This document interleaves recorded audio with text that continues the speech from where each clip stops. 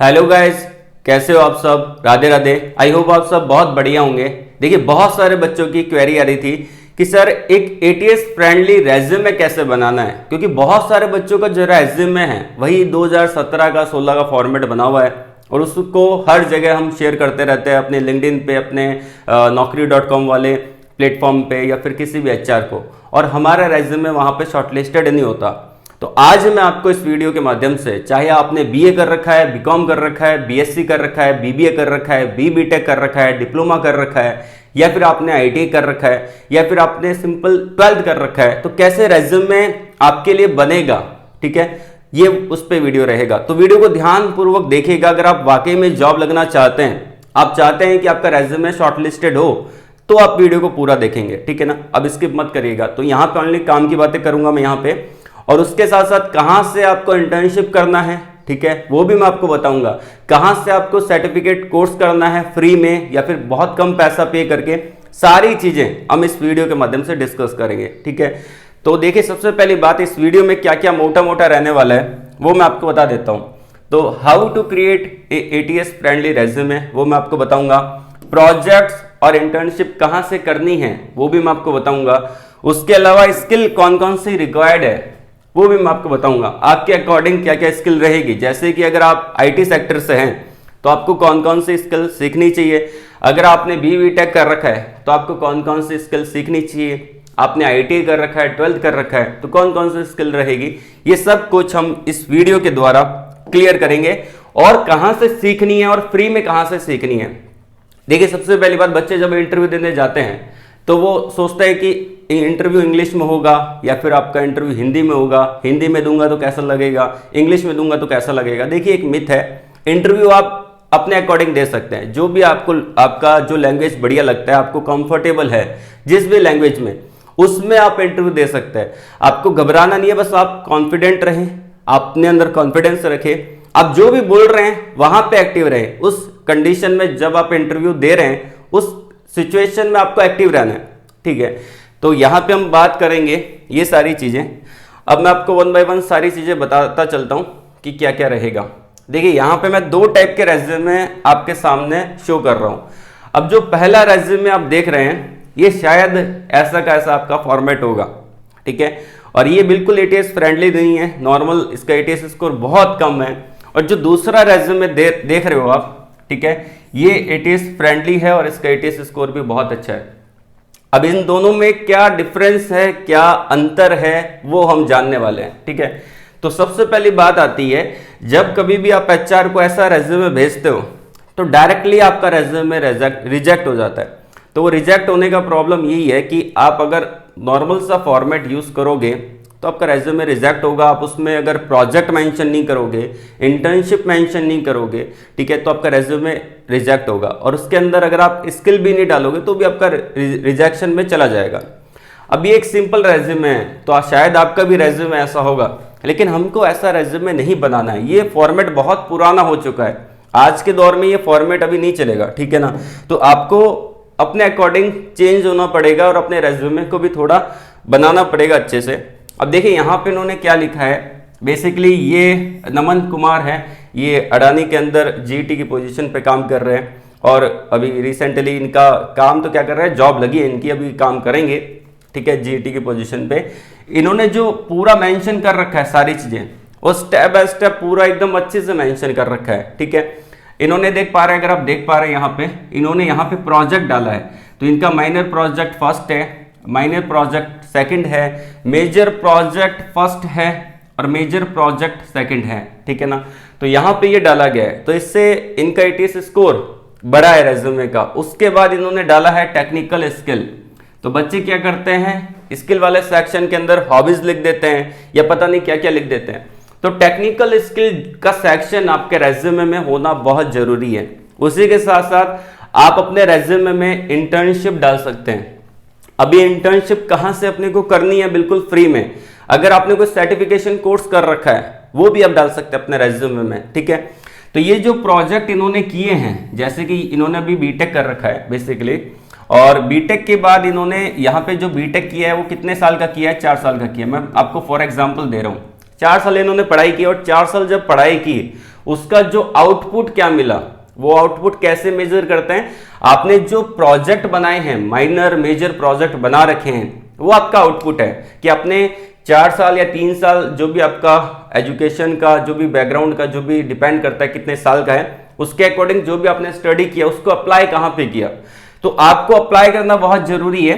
तो इन्होंने major project बना रखा है, माइनर प्रोजेक्ट इन्होंने बना रखा है, तो ये सारे प्रोजेक्ट इन्होंने बनाए हैं, ठीक है। तो ये चीज रहती है सबसे इंपॉर्टेंट पॉइंट। अगर आप अपने रेज्यूमे में major project, minor project, internship, certification course, ये सब कुछ मेंशन करोगे तो आपका रेज्यूमे एक टॉप लेवल पे आ जाता है और एटीएस फ्रेंडली हो जाता है। नॉर्मल सी बात है, उसका एटीएस स्कोर ऑटोमेटिकली इंक्रीज हो जाएगा, रिजेक्शन होने के चांसेस बहुत कम होंगे। अब जब हम अप्लाई कर रहे हैं, यहां पे एक बड़ा मिथ ये भी है कि हम क्या एक रेज्यूमे बना के 1000 जगह शेयर कर सकते हैं, नहीं कर सकते। आप अगर मान लेते हैं कि आपने बीटेक कर रखा है केमिकल ब्रांच से, ठीक है, आपने बीटेक किया है, फॉर एग्जांपल मैं आपको बता रहा हूं, बीटेक कर रखा है आपने केमिकल से, ठीक है। तो अगर आपने बीटेक केमिकल से कर रखा है और आपका रेज्यूमे केमिकल इंडस्ट्री के अकॉर्डिंग है, तो अगर आपका रेज्यूमे केमिकल इंडस्ट्री के अकॉर्डिंग है, आप उसको पावर सेक्टर की कंपनी में अप्लाई कर रहे हो, तो कैसे शॉर्टलिस्टेड होगा, ठीक है ना। क्योंकि आपने जो स्किल लिखी है वो केमिकल इंडस्ट्री के अकॉर्डिंग लिखी है, जॉब प्रोफाइल आपने पढ़ा होगा उसके अकॉर्डिंग आपने इसकी स्किल को लिखा होगा। तो आप उसको अगर पावर सेक्टर में अप्लाई करोगे, पावर सेक्टर की किसी कंपनी में अगर आप अपना रेज्यूमे भेजोगे तो शॉर्टलिस्टेड नहीं होगा।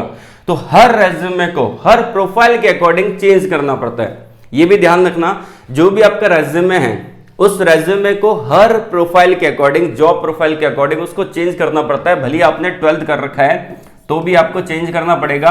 और अगर आपने आईटीआई किया है, डिप्लोमा किया है, बीए बीकॉम बीसीए कर रखा है, बीएससी कर रखा है, कुछ भी कर रखा है, सबसे पहले तो किसी जॉब की प्रोफाइल को देखें, वहां पे स्किल वाले सेक्शन में उन्होंने क्या मांगा है, कौन कौन सी मेजर स्किल मांगी है, उन मेजर स्किल को अपने रेज्यूमे में डालना पड़ेगा, ठीक है ना। तो ये रहता है। तो आपको ये जो सारा आपका मेजर प्रोजेक्ट है, इंटर्नशिप है, सर्टिफिकेशन कोर्स है, वो कहां से करेंगे, ये आपको समझ में आ गया कि रेज्यूमे को कैसे मेंटेन करना है। अब इसको आप नॉर्मली एडिट कर सकते हैं और बहुत सारे ऐसे एप्लीकेशन है जिसके थ्रू आप एडिट कर सकते हैं। अब यहां पे हमको सर्टिफिकेशन कोर्स कहां से करना है, इंटर्नशिप कहां से करनी है, क्योंकि हमारा बीटेक तो हो चुका है। अब जैसे कि यहाँ पे बहुत सारे ऐसे बच्चे हैं जो कि 2023 के पास आउट हैं, 2024 के पास आउट हैं, या फिर 2025 या 2026 या 27 में पास आउट होने वाले हैं। जब भी आपका पास आउट ईयर है, मान लेते हैं जो पहले पास आउट हो चुके हैं, उन्होंने अपने एजुकेशन के अंदर जब वो पढ़ाई कर रहे थे तब उन्होंने कोई इंटर्नशिप नहीं किया, तब उन्होंने कोई अप्रेंटिसशिप नहीं किया, कुछ भी नहीं किया, ना कोई स्किल सीखा। लेकिन अब वो टाइम है, आपको अगर विदाउट स्किल अगर आप किसी भी कंपनी में अप्लाई करते हो तो आप डायरेक्टली रिजेक्ट हो जाओगे। तो ऐसे अपने को नहीं करना है, ठीक है ना, अपनी स्किल को इंप्रूव करते चलना है। मैं आपको वो प्लेटफॉर्म यहाँ पे बता रहा हूँ कि कहाँ से स्किल सीखनी है। भले ही आपका 2021 का पास आउट ईयर है, 2022 का है, 23 का, 18, 17 कोई भी है, लेकिन अगर आपके रेज्यूमे में वो सारी स्किल सेट मेंशन होगी, आपने कहाँ कहाँ से इंटर्नशिप किया होगा वो मेंशन होगी, तो आपका एटीएस स्कोर बढ़ेगा। मेनली अपने को यहाँ पे टारगेट ये है कि हमको अपना रेज्यूमे का एटीएस स्कोर बढ़ाना है। अब मैं आपको प्लेटफॉर्म बता देता हूँ कि कहाँ से अपने को करनी है, ठीक है ना। तो देखिए यहाँ पे हम चलते हैं। सबसे पहले तो एक बहुत बड़ा प्लेटफॉर्म है इंटर्नशाला, ठीक है ना। इसका नाम अगर आपने नहीं सुना है तो मैं आपको बता देता हूँ, ये बहुत सारे बच्चों को इंटर्नशिप प्रोवाइड करवाता है। ये कोई प्रमोशनल वीडियो नहीं है, मैं किसी का प्रमोशन नहीं कर रहा है। जो बेस्ट प्लेटफॉर्म है उसी के बारे में मैं आपको यहाँ पे बता रहा हूँ। तो यहाँ पे आप इंटर्नशिप कर सकते हैं अपने अकॉर्डिंगली। देखिए यहाँ पे इंटर्नशिप का पूरा डिटेल भी मेंशन कर रखा है। यहाँ पे आप इंटर्नशिप कर सकते हैं, सर्टिफिकेशन कोर्स भी कर सकते हैं। बहुत सारे कोर्सेज यहाँ पे है, फ्री में भी अवेलेबल है, कुछ पेड है, ठीक है ना। मेनली ये जाना जाता है इंटर्नशिप के लिए, ठीक है ना। तो इंटर्नशिप अगर आपको करनी है तो यहाँ पे आप इंटर्नशिप कर सकते हैं अपने अकॉर्डिंगली। जैसे कि यहाँ पे आप देख पा रहे हैं कि बहुत सारी इंटर्नशिप और के बारे में यहाँ पे पूरा डिटेल दे रखा है, ठीक है। वर्क फ्रॉम होम रह गया, उसके बाद पार्ट टाइम रह गया, इंजीनियरिंग से रिलेटेड रह गया। जो भी आपका बैकग्राउंड है उस बैकग्राउंड के अकॉर्डिंग आप यहाँ से इंटर्नशिप जरूर करिए, ठीक है ना। तो इंटर्नशिप के बारे में अगर आप आएंगे तो यहाँ पे ये शो करेगा। उसके बाद अगर आप देखेंगे तो आप अपने अकॉर्डिंगली यहाँ पे इंटर्नशिप फाइंड कर सकते हैं। कि जैसे कि अगर मैं यहाँ पे आ जाता हूँ तो यहाँ पे बोला गया है कि फिल्टर दे रखा है। तो यहाँ पे बोला गया जैसे कि यहाँ पे बहुत सारे है आपका, अगर आप देखेंगे आर्किटेक्चर का है, एनिमेशन का है, बैंक का है, ठीक है, और उसके अलावा बायोलॉजी का है। तो जो भी आपका फील्ड है, उस फील्ड के अकॉर्डिंग आप यहाँ पे इंटर्नशिप फाइंड कर सकते हैं।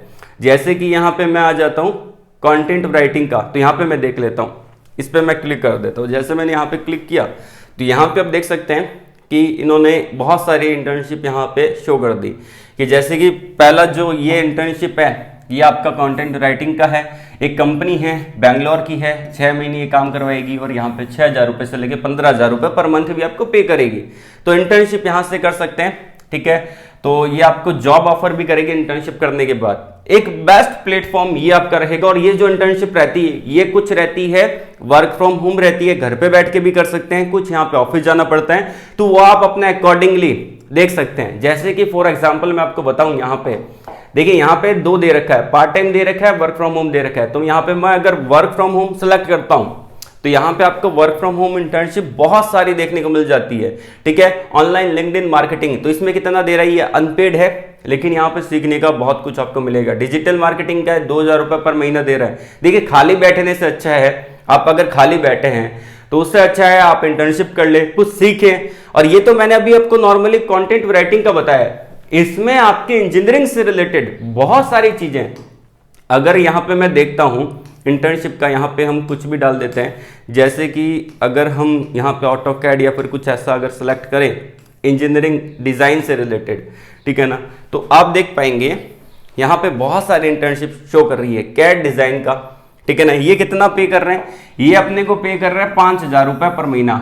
एक्टिवली हायरिंग अभी रिसेंटली चल रहा है और ये दे रहा है वर्क फ्रॉम होम का।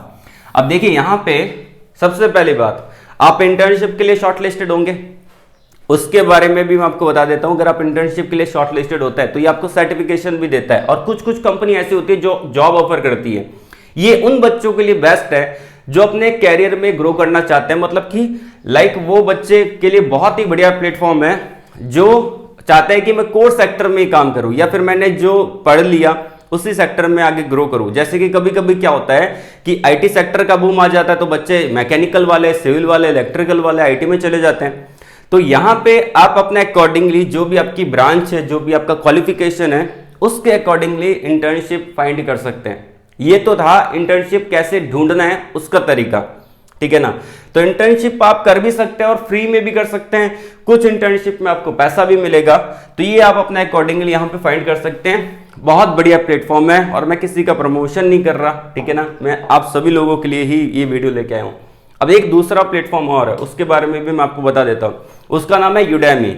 अब यूडेमी क्यों फेमस है, बेसिकली यहाँ पे यूडेमी पे क्या रहता है ना कि बहुत सारे ऐसे कूपन कोड्स आते हैं, ठीक है ना, बहुत सारे ऐसे प्लेटफॉर्म है जहाँ पे कूपन कोड्स आते हैं अलग अलग, यहाँ पे जो पेड कोर्स होता है उनके। तो मैंने एक ग्रुप बना रखा है जिसमें मैं हर दिन आपको इसके यूडेमी के कूपन कोर्स प्रोवाइड करवाता हूँ। जो भी पेड यहाँ पे आपके कोर्सेज है वो आपको फ्री में मिल जाता है, कुछ लिमिटेड टाइम के लिए फ्री होते हैं। तो अगर आप उनको इनरोल कर देते हैं तो वो आपको कोर्स हमेशा आपके पास ही रहेगा, ठीक है ना।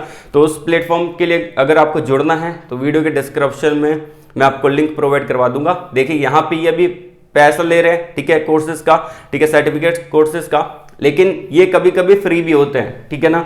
जैसे कि कुछ एक लिमिटेड टाइम के लिए, 2 दिन के लिए, 3 दिन के लिए सारे पेड कोर्सेज फ्री होते हैं। उसमें आप जो जो कोर्सेज फ्री है उसके अंदर आप इनरोल कर सकते हैं और ये आपको सर्टिफिकेशन भी प्रोवाइड करवाता है और ये सर्टिफिकेशन वैलिड है।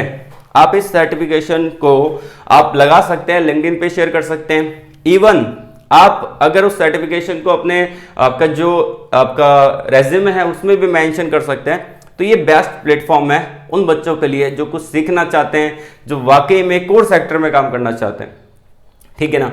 अब तीसरी बात आती है यहाँ पे कि लिंक्डइन प्रोफाइल कैसे बनाएं। इसका लिंक्डइन प्रोफाइल कैसे बनानी है प्रॉपर एक अलग से वीडियो बना दूंगा, लेकिन इसका भी मैं ओवरव्यू आपको बता देता हूँ कि मेन क्या रहता है। देखिए यहाँ पे मैंने एक लिंक्डइन प्रोफाइल बना रखी है, ठीक है ना, बेसिक लिंक्डइन प्रोफाइल है, ठीक है ना।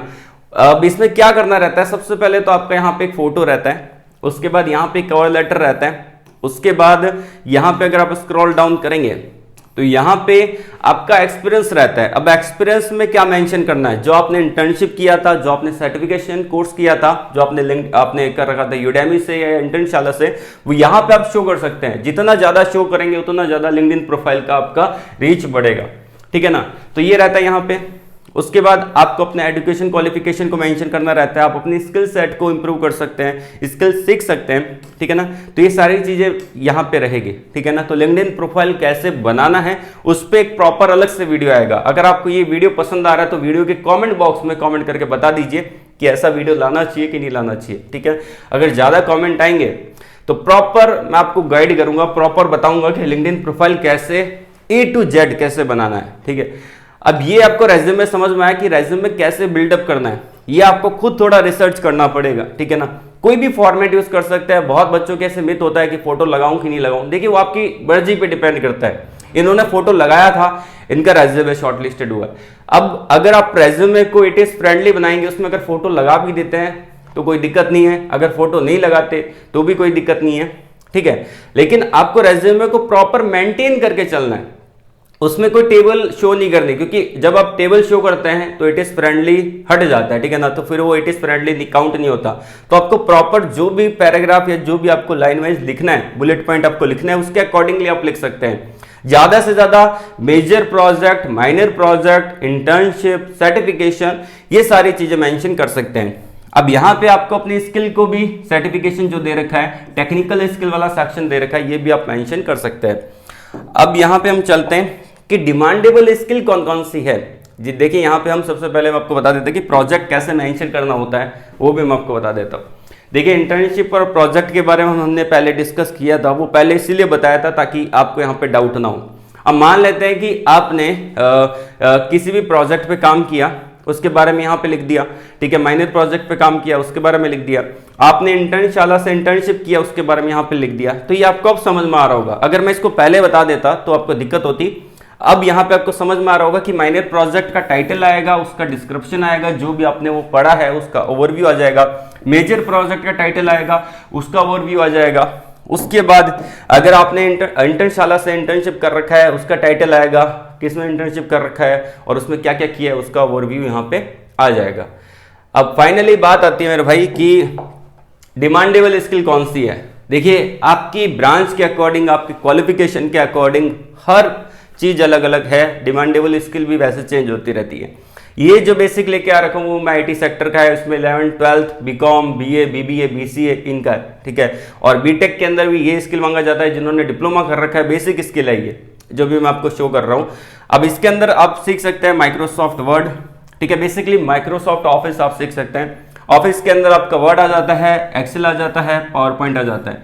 अब देखिए, यहाँ पे जो मेजर पार्ट रहता है वो आपका रहता है पावर पॉइंट। अगर आपको पावर पॉइंट आता है और एक्सेल आता है तो आप किसी भी कंपनी में काम कर सकते हैं। ये दो स्किल ऐसी है जो हर कंपनी में रिक्वायर्ड होती है, मतलब कि जरूरत होती है ऐसे बंदों की जिसको प्रॉपर एक्सेल आता है, प्रॉपर पावर पॉइंट आता है। पीपीटी बनाने के लिए, सीनियर की पीपीटी बनाने के लिए इसका यूज होता है। जो कोई अगर आपका सीनियर आपको बोल रहा है कि पीपीटी प्रिपेयर कर दो, तो आप उससे 1 मिनट में बना सकते हैं आराम से, ठीक है ना। और जो आपका SQL हो गया, C++ हो गया, जावा हो गया, इन सारी स्किल को सीख सकते हैं। इसके अलावा और कौन सी स्किल है, जैसे कि अगर बीटेक या डिप्लोमा के अंदर देखा जाए या फिर टेक्निकल बैकग्राउंड में अगर देखा जाए तो आप सीख सकते हैं यहाँ पे ऑटोकैड आप सीख सकते हैं, ठीक है ना। एक तो आपका ऑटोकैड आ जाता है जिसमें आप आराम से डिजाइनिंग कर सकते हैं। उसके अलावा यहाँ पे रिविट आ जाता है, वो भी आप सीख सकते हैं। उसके अलावा यहाँ पे सॉलिड वर्क्स आ जाता है, वो भी आप सीख सकते हैं। ये 3 यहाँ पे मेजर सॉफ्टवेयर है जो स्किल इंप्रूव करने के लिए आपके बढ़िया हैं। डिजाइनिंग पार्ट के अंदर बहुत अच्छे हैं, क्योंकि अगर आप इन 3 सॉफ्टवेयर को सीख ले या 1-2 को भी सीख ले तो व्हाइट कलर जॉब आपको मिल सकती है एज ए डिजाइन इंजीनियर, ठीक है। उसके अलावा अगर आपने इलेक्ट्रिकल में इंजीनियरिंग कर रखा है तो आप सोलर सेक्टर में जा सकते हैं, ठीक है। सोलर सेक्टर में जा सकते हैं। एक सॉफ्टवेयर होता है PVsyst करके है, उसको आप सीख सकते हैं, ठीक है ना। तो ये PVsyst सॉफ्टवेयर आप सीख सकते हैं। इसके अंदर आप सोलर डिजाइनिंग कर सकते हैं और भी बहुत कुछ कर सकते हैं। सोलर प्लांट प्रॉपर डिजाइन कर सकते हैं, उसका रिपोर्ट जनरेट कर सकते हैं, अपने सीनियर को दे सकते हैं। तो ये सारी चीजें रहती है, ठीक है ना। तो आई होप आपको ये वीडियो बहुत पसंद आया होगा, और लास्ट तक अगर आप बने हैं तो मैं आपको वीडियो के डिस्क्रिप्शन में आपको जो टेलीग्राम चैनल का एक लिंक दे दूंगा, और उसके अंदर आपको चैनल पे मिलेगा जो यहाँ पे आपके यूडेमी के जो फ्री कोर्सेज आते हैं वो आपको वहाँ पे देखने को मिल जाएंगे। हर दिन इसका फ्री कोर्सेज का कूपन कोड वहाँ पे मैं देता रहता हूँ, प्रॉपर लिंक देते रहता हूँ, तो उससे आप इन कोर्सेज में इनरोल कर सकते हैं। जो भी आपका सही कोर्सेज है जिसको आप सूटेबल समझते हैं अपने अकॉर्डिंगली, उसके लिए आप यहाँ पे दे सकते हैं।